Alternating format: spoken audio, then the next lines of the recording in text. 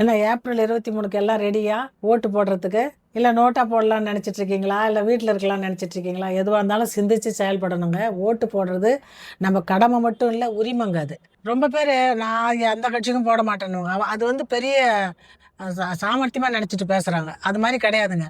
எல்லாருமே ஓட்டு போடணும். ஏதாவது அவங்கவுங்களுக்குன்னு யார் சரின்னு தெரியுதோ அவங்களுக்கு போடலாம். உங்களுக்கு மனசுக்கு தீர்மானமாக தெரியணும். இந்த கட்சி வந்துச்சுன்னா நமக்கு செய்யாட்டி போகுது, நம்ம பொதுமக்களுக்கு நல்லா இருக்கணும், மக்கள் எல்லாம் நல்லா இருக்கணும். இன்றைக்கி நம்ம வசதியாக இருக்கோம், நமக்கு கூட அவங்க எதுவும் செய்ய வேணாம். நமக்கு இப்போ சுற்றி இருக்கிற மக்கள் எப்படி இருக்காங்கன்னு பாருங்கள்.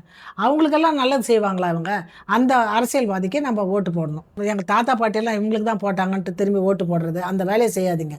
எல்லாம் ஓரளவுக்கு இப்போ படிச்சிருக்கிறோம், சிந்திச்சு செயல்படுங்க. யார் வந்தால் மக்களை நல்லா வச்சுக்கோங்க, இந்த மண் வளத்தை நல்லா வச்சுக்கோங்க, நாட்டை நல்லா வச்சுக்கோங்க, அடுத்த நாடுகளோட நல்ல ஒரு தொடர்பில் இருப்பாங்க.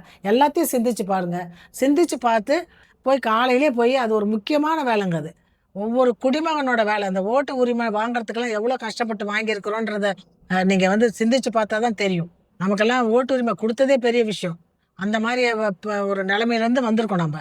அந்த ஓட்டு உரிமை வந்து ஒரு சாதாரணமாக ட்ரீட் பண்ணாமல், கண்டிப்பாக நீங்கள் எல்லாரும் போய் வாக்கு செலுத்தி அந்த ரிசல்ட் வரும்போது பார்த்து, நம்ம போட்ட ஆள் ஜெயிச்சிருக்காங்களா, நம்ம போட்டதுனால நமக்கு என்ன நடந்திருக்குதுன்றது நினச்சி பார்த்து அன்றைக்கி வந்து அதை நீங்கள் சந்தோஷமாக அனுபவிச்சுக்கலாம்.